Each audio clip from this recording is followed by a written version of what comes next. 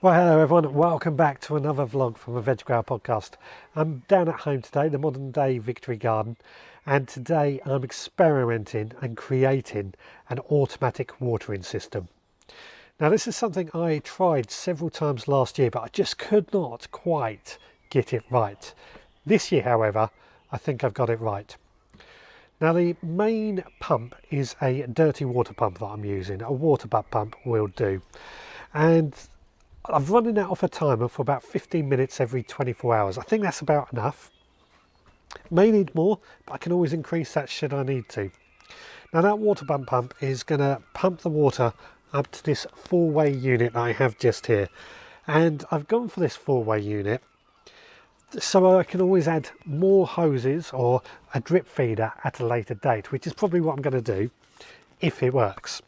But for this first bit, I've fitted a soaker hose. Now I had these soaker hoses sit in my shed for about 5 years. I had them on my old allotment and I think they're great because they'll just soak the ground around the plants.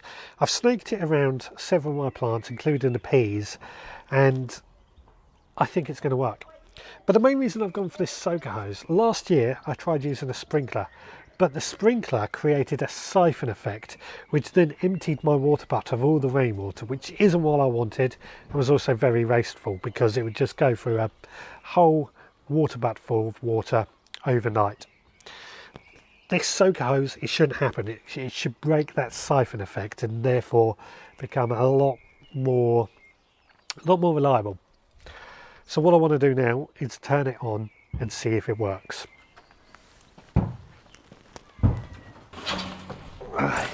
Right, well, this has now been running for about an hour and a bit longer than I thought it would take. But the reason for that is that I found that over the back there where the pipe came down, it then had to come up to get into this. And that was causing a bit of a blockage, which meant the water wasn't reaching down into this bed anywhere near as fast as I thought it would, or anywhere near as efficient. As soon as I figured that out, I've adjusted it as a temporary measure just to test it.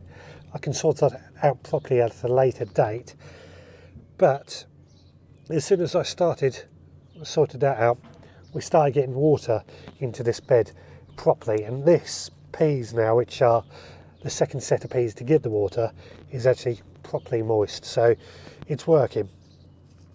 And the chard that I have down at the front, they're going to take a little bit longer to get the water, but I think we can do it. 15 minutes is not going to be enough. I've learned that. Half hour, maybe an hour. I'd like to say once a day, but I'd like to go for that twice a week as we get later on throughout the year, once the peas and the plants have got their roots down and they've figured it out. Anyway, I think this is going to be a success. It's certainly going to make my life a bit easier throughout the following months. One less thing to worry about, I should say. And I also think I can replicate this onto the bigger beds, slightly adapting it, but the theory is this is going to work. Well, that's what I've been up to today. What about yourselves? What have you been doing in your own allotment and garden? Please let me know in the comments below. But for today, please take care, and I'll see you again next time.